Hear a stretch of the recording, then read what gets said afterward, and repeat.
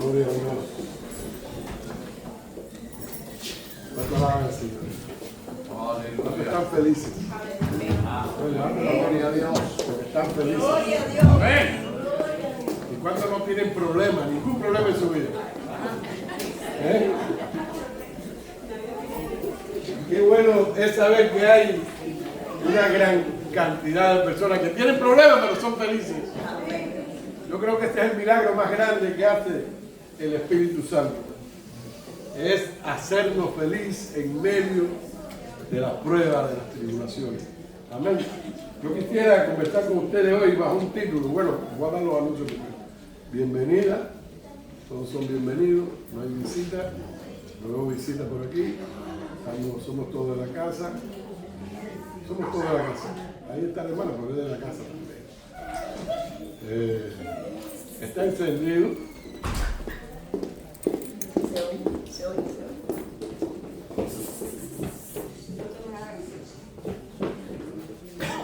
Gloria a Dios. Ahora sí. Yo tenía el micrófono chiquito aquí, ¿recuerdan? Y había una hermana que dijo una vez, es verdad que el pastor habla alto porque sin micrófono y cómo se oye. Y era que lo tenía aquí. Tenemos el martes en nuestro tiempo de oración, todos los martes tenemos tiempo de oración por la mañana, el miércoles en nuestro tiempo de estudio y de oración. Y en esta semana próxima tenemos 3 días de que la sección nuestra está en evangelismo. 31, que es jueves, el día 1 y el día 2. Nosotros vamos a tener una actividad especial el día 2. El día 2 tenemos algunas bolsas de comida que hemos repartido, vamos a hacer un evangelismo y el líder de evangelismo se va a encargar de estarle comunicando, pero todo el que quiera unirse a este tiempo de evangelismo, a esta actividad especial de evangelismo, el sábado temprano, ya a las 8 de la mañana, vamos a estar aquí orando, clamando al Señor, preparándonos para tener un tiempo de evangelismo en el área. Vamos a poner carteles, vamos a tener la bolsa de comida aquí afuera y quizás algo más. Va a ser un tiempo especial. Y todas las iglesias, lo bueno es que todas las iglesias de nuestra sección van a estar haciendo lo mismo. Así que este condado se va a sacudir, porque cuando la iglesia cumple la misión, Dios se mueve de manera bien especial. Le voy a pedir por favor que busquen en su Biblia, en Isaías capítulo 6, una historia muy conocida.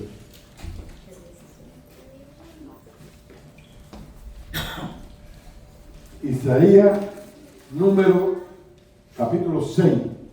Y hoy vamos a estar conversando bajo un título: una experiencia que transforma. Pero hay una pregunta que es un subtítulo: ¿dónde está tu mirada? ¿Dónde está tu mirada? Medita en esto. ¿Dónde está tu mirada? Y a medida que vayamos desarrollando el sermón, usted va a llegar a una conclusión.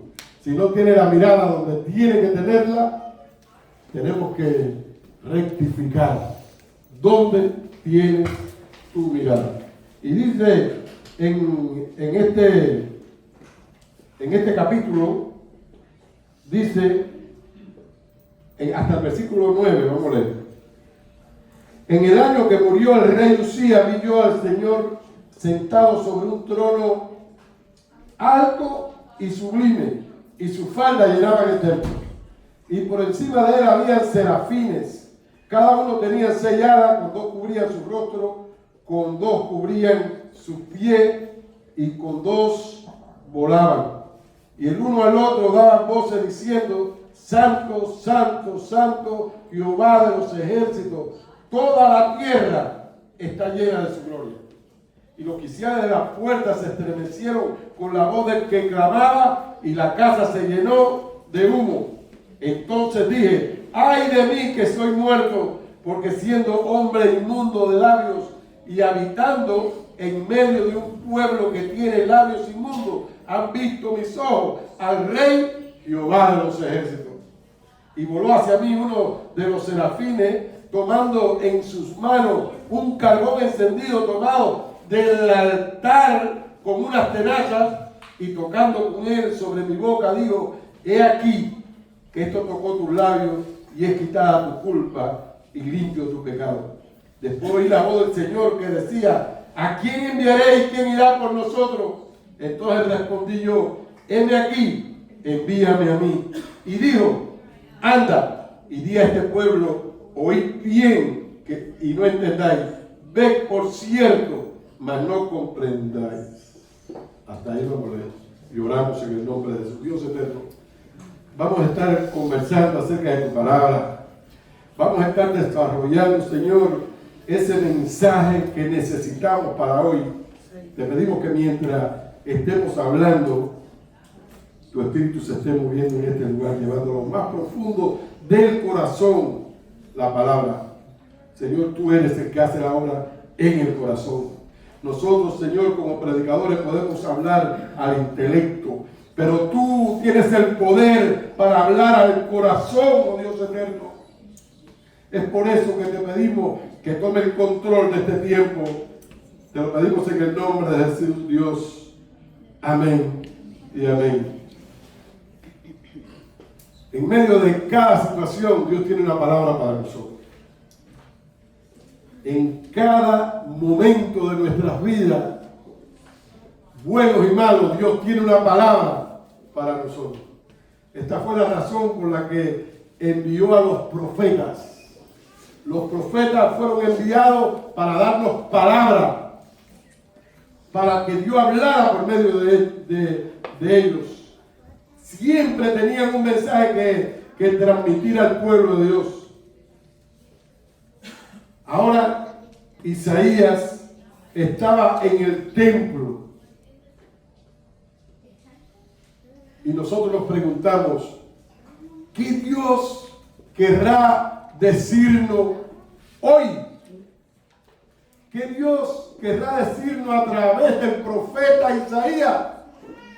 Es la pregunta que nos tenemos que hacer cuando leemos un texto bíblico. ¿Qué Dios me quiere decir? ¿Qué Dios me quiere hablar? En el año que murió el rey Usías, así comienza el capítulo, ¿no? El rey Usías, el rey de Jerusalén, había muerto después de 52 años de gobierno. Esto trajo como consecuencia una crisis, una incertidumbre, porque se desestabilizó el gobierno. Pero el Señor tenía una palabra para Isaías que marcaría su vida y su ministerio para siempre. Isaías estaba preocupado. Fíjense, Isaías fue hasta el templo porque había una situación bien fuerte en el reino. Estaban por enterrar a Usías, el rey de 52 años gobernando. Ahora Isaías llega allí y se tira en adoración al Señor, buscando una palabra de parte de Dios. ¿Cuántos vienen preparados para oír una palabra de parte de Dios para su vida?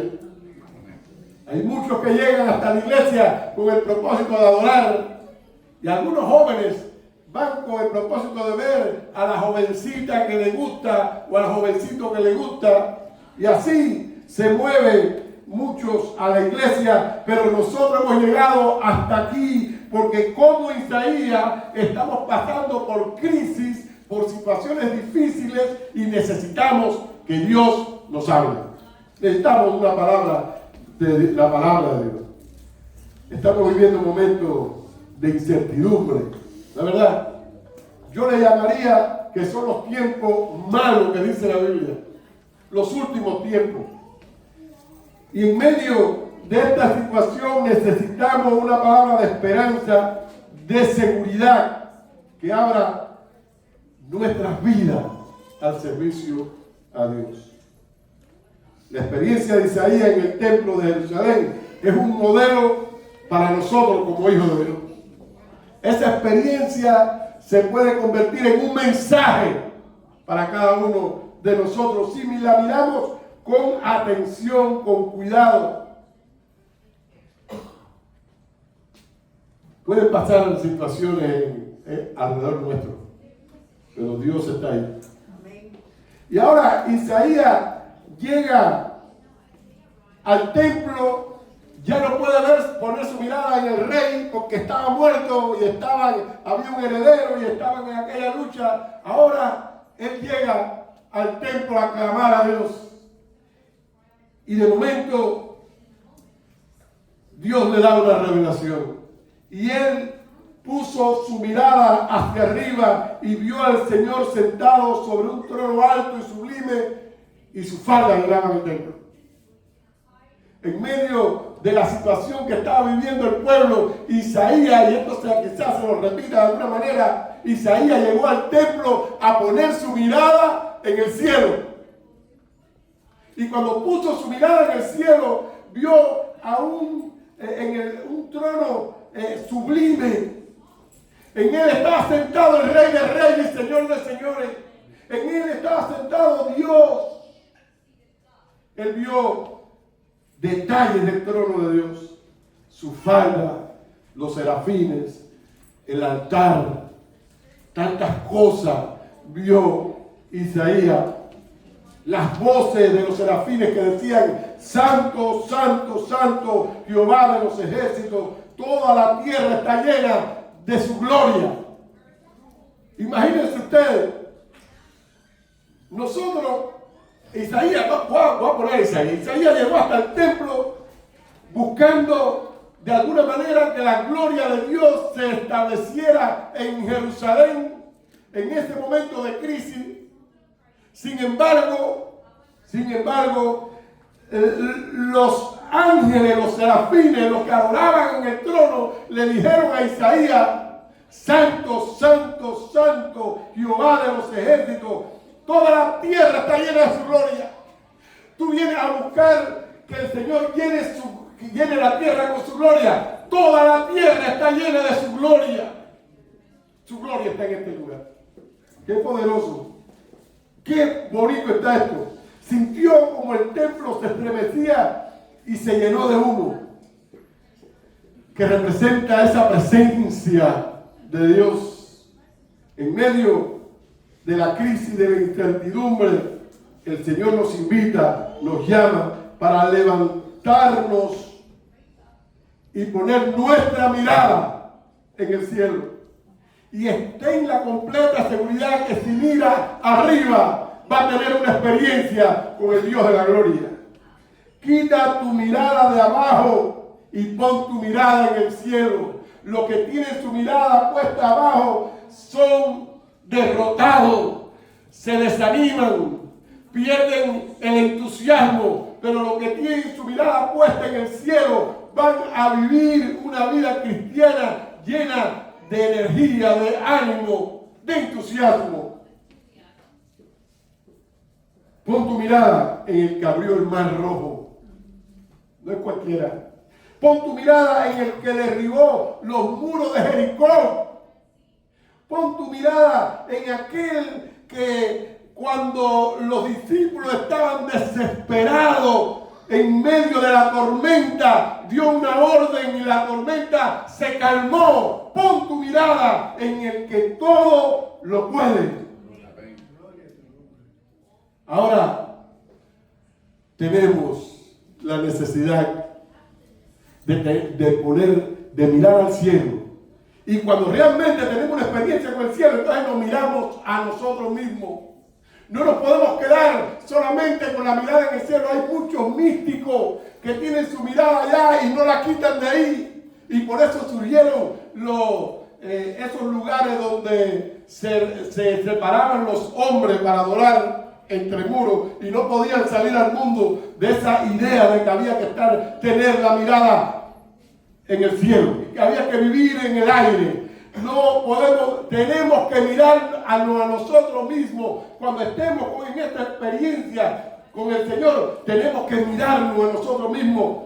Y después de aquella experiencia, el profeta solo pudo exclamar con temor: ¡ay de mí, que estoy muerto, porque siendo pecador, mis ojos han visto a Dios! Fíjense, que no se quedó en el éxtasis, no se quedó en este misticismo. Él vio al Señor, pero se miró a Él y se dio cuenta que era pecador, que era incapaz. Cuando miramos al Señor y le vemos tan diferente a nosotros, entonces no nos queda otra que humillarnos y pedirle al Señor que tenga misericordia, que tenga misericordia de nosotros. Isaías se tiró de rodillas, me imagino yo, aterrado después de aquella y exclamó: ¡ay de mí que soy pecador! ¡Ay de mí que soy pecador! Y mis ojos han visto a Jehová de los ejércitos. Que nunca dejemos de mirar dentro de nosotros, estando en la presencia de Dios. Cuando entramos en su presencia tenemos que analizarnos nosotros mismos. Entonces será una experiencia transformadora. No puede haber una experiencia transformadora si nos quedamos con los ojos puestos en los santos. Tenemos que mirarnos a nosotros mismos y pedirle al trono de Dios, al Dios que está sentado en el trono, disculpen, que nos transforme, que nos cambie. Toda la experiencia en el culto es para transformarnos. Si no tiene un impacto positivo y transformador la experiencia, entonces no viene de parte de Dios. Y como al diablo le gusta falsificar las experiencias en el culto. Y usted dirá: ¿y se puede meter el diablo en el culto? Bueno, si lo dejamos se mete en el culto. Y hay muchas experiencias que son emocionales. Otras experiencias que vienen de otro lado, que no es ni siquiera de nuestras emociones. Y no transforman. Y la gente anda buscando experiencias espirituales, pero nosotros andamos buscando una experiencia con el Dios que nos transforma. Ahí es donde está la situación. Andamos buscando una experiencia con el Dios que nos cambia, el Dios que nos capacita, el Dios que nos hace más humildes, el Dios que nos capacita para servirle con sinceridad y humildad. Necesitamos una experiencia con ese Dios. No necesitamos experiencias espirituales, necesitamos esa experiencia con Dios. Algunos en mi vida como ministro pentecostal, como cristiano pentecostal, toda mi vida como cristiano pentecostal, que son más de 40 años, siempre oí y me aconsejaron: necesitas ponerle la mano a la gente todos los domingos. Necesita que la gente tenga experiencia todos los domingos. La gente no se puede ir sin sacudirse un poco, porque necesitamos esa experiencia. Pero yo he llegado a la conclusión que yo no necesito una experiencia espiritual todos los domingos. Yo necesito una experiencia con Dios todos los días de mi vida. Una experiencia con Dios. Yo no necesito sacudirme, yo no necesito temblar, yo no necesito erizarme, yo necesito que Dios se revele a mi vida. Y si en esta revelación tiemblo y me erizo, gloria a Dios, aleluya. Gloria a Dios, aleluya. Si en esa revelación yo doy un poco de saltico, gloria a Dios, aleluya. Porque estoy saltando, estoy hablando en lengua, estoy temblando, porque tuve una revelación con el Dios que todo lo puede. No con mis emociones, sino con el Dios de la gloria. Ahora, se miró a él mismo, dijo: ¡ay de mí! Entonces puso su mirada en el altar. En el altar. Tenemos que mirar al altar de Dios. Tenemos que mirar al altar de Dios. Al estar mirando con atención al altar de Dios, ocurrió algo que le cambió para siempre. Fue quitada su culpa y limpio su pecado. porque puso su mirada en el altar de Dios. ¿Te imaginas la escena? Unos serafines que estaban junto al altar vienen volando y van hasta un altar que tenía fuego y carbones encendidos, y él estaba viendo aquello tan literal, pues estoy seguro que era bien literal lo que él estaba viendo, y aquellos ángeles con unas tenazas tomaron un carbón encendido, no lo tomaron ni siquiera con sus manos, porque ni siquiera los ángeles podían tocar aquello que había en el altar de Dios, aquel fuego, ni siquiera los ángeles podían tocarlo con sus manos. Con unas tenazas tomaron el carbón encendido y fueron y tocaron sus labios y le fue quitada su culpa y limpio su pecado. Esta experiencia sobrenatural que Isaías tuvo en el templo de Jerusalén fue necesaria para capacitarle como profeta en los años siguientes. Después vino la caída de Samaria y varias cosas, varios acontecimientos, y él necesitaba una capacidad especial. Ese día él fue capacitado. ¿Cómo necesitamos esta experiencia? ¿Cómo necesitamos tener una experiencia con el fuego que hay en el altar de Dios? ¿Cómo lo necesitamos? Isaías ya era profeta. Aunque algunos teólogos dicen que era para comenzar su ministerio, la inmensa mayoría de los teólogos creen que Isaías ya era profeta. Ya él había pasado la escuela de los profetas, era un profeta joven. Y en ese momento de crisis él fue allí y tuvo una experiencia con el Dios de la gloria. Y esa experiencia le capacitó para lo que venía. Viene un momento difícil. Viene un momento difícil. Quizás tú se lo puedes decir a tu hermano. ¿Qué te está esperando? ¿Qué te está esperando? Pregúntale a tu hermano. A lo mejor alguno está esperando tiempo. Porque por ahí hay un evangelio que se llama, nosotros le llamamos el reino ahora, que creen que nosotros como iglesia vamos a establecer el reino aquí en la tierra y que todo va a estar bueno y que van a haber cristianos en el gobierno y que las cosas van a cambiar, pero la Biblia me dice que todo va a ir de mal en peor. La Biblia, la profecía me dice que va a haber persecución a la iglesia. La profecía me dice que no va a ser fácil vivir aquí en la tierra. Y que los cristianos, la iglesia, se va a tener que reunir a clamar a Dios y decirle: Señor, ¿hasta cuándo queremos tu venida? Hasta ahora lo estamos diciendo entre dientes: Señor, queremos tu venida. Lo estamos diciendo entre dientes porque amamos lo que estamos, amamos esta tierra, amamos los placeres de este mundo, queremos alcanzar cosas en esta tierra.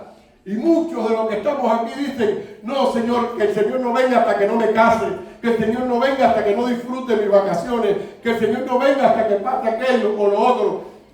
Pero va a llegar un momento en que todos vamos a decir: Señor, amamos y deseamos tu venida. Tenemos que estar preparados. Tenemos que estar preparados. Recuerda las palabras del apóstol Juan, que dijo: este es el mensaje que hemos oído de él y os anunciamos. Dios es luz y no hay ninguna tinieblas en él. Si decimos que tenemos comunión con él, andamos en tinieblas, mentimos y no practicamos la verdad. Pero si andamos en luz como él está en luz, tenemos comunión unos con otros y la sangre de Jesucristo, su Hijo, nos limpia de todo pecado.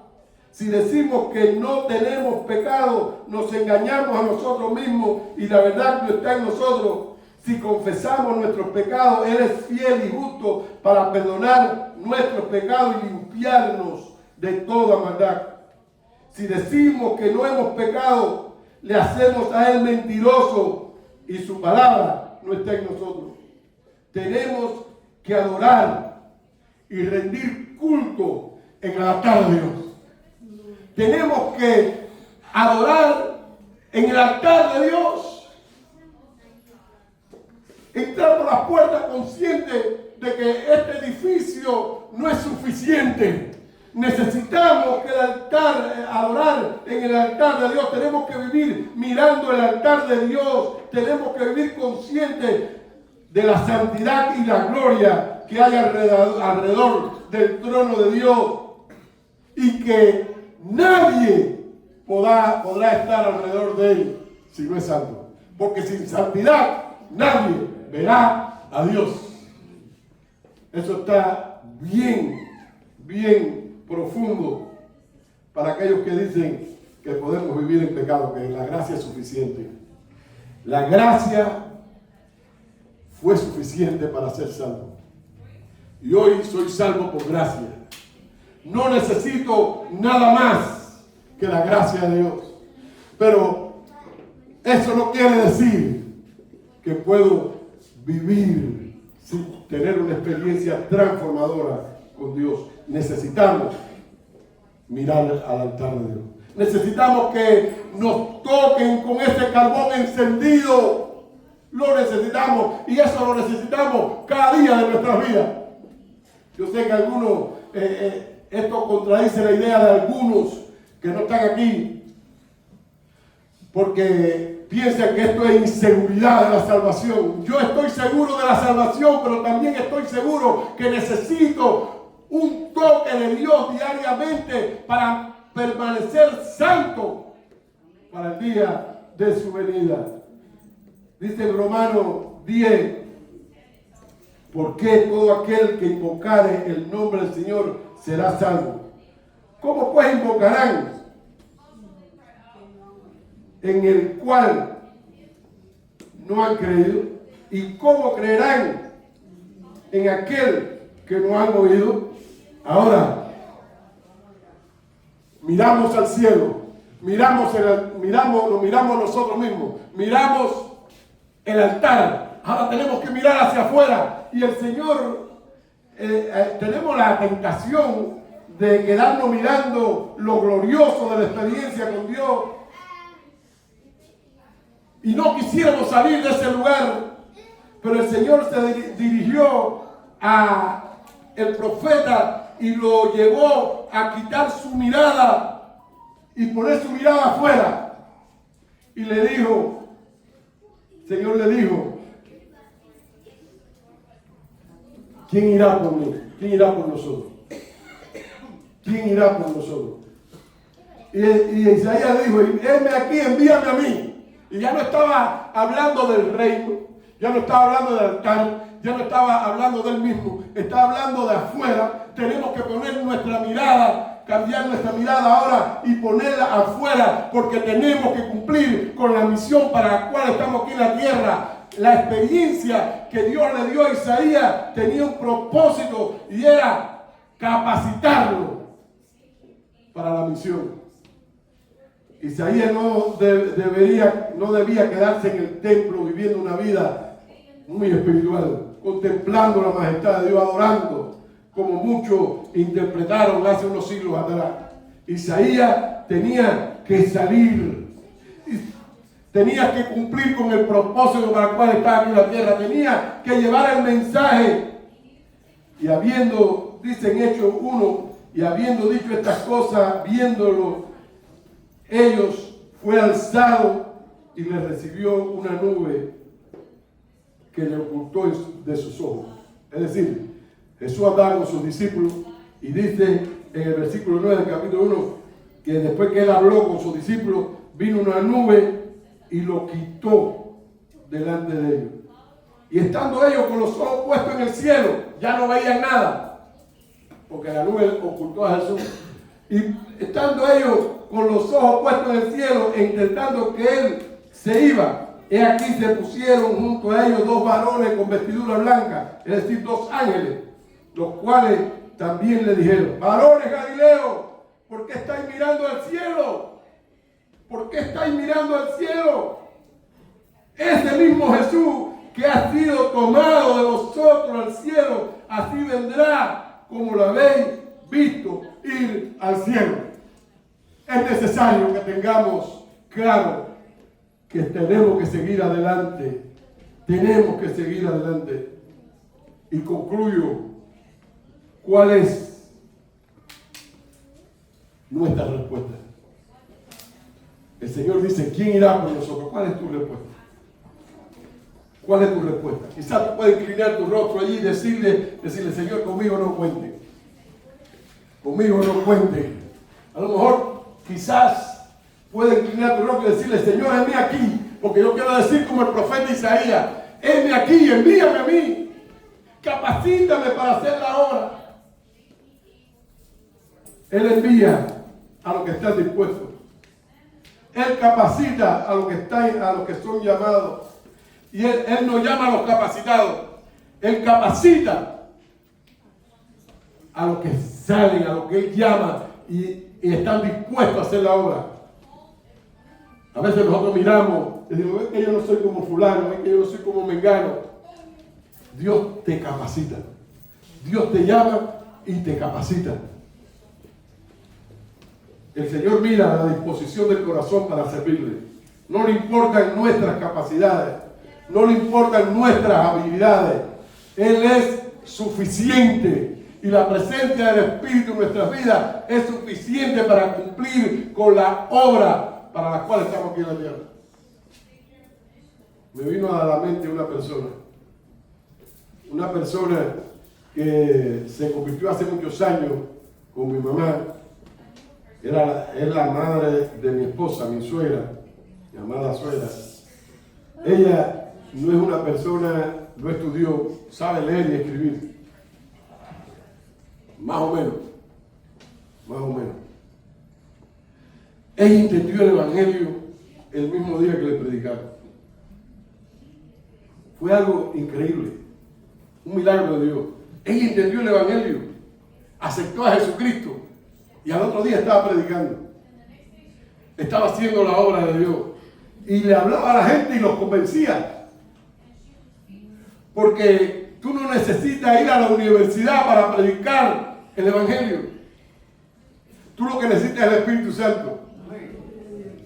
Para testificar y ganar almas para el reino de Dios, lo que necesitamos es la capacidad del Espíritu Santo.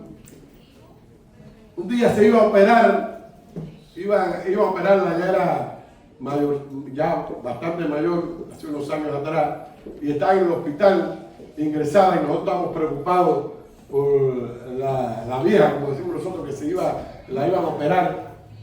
Y alguien llegó allá y no la encontró en la cama de ella, en su cuarto estaba, ya se iba a operarse. Y no la encontraron en la cama.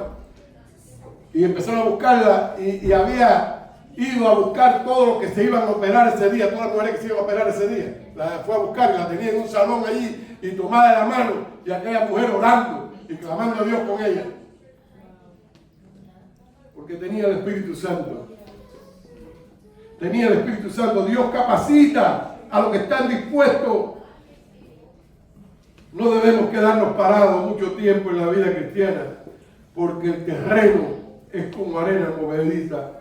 Si nos quedamos parados, nos vamos a hundir, nos vamos hundiendo. Los cristianos que están parados en el mismo lugar desaparecen. Tenemos que caminar, tenemos que seguir hacia adelante. Todos pasamos a veces por situaciones que nos paralizan, desánimo, temor, sufrimiento, pero el Señor nos dice, anda, que quiero usarte, no te detengas, no te detengas. El apóstol Pablo relató su conversión y dice que el Señor envió a Ananías a él, envió a Ananías a él. Y Ananías le dijo unas palabras poderosas. ¿Por qué te detienes? ¿Por qué nos detenemos? ¿Por qué? Dios está con nosotros. Dios va a hacer el milagro. Dios lo va a hacer, no te detengas. El Señor te quiere usar y te dará descanso. El Señor quiere darte una experiencia con Él.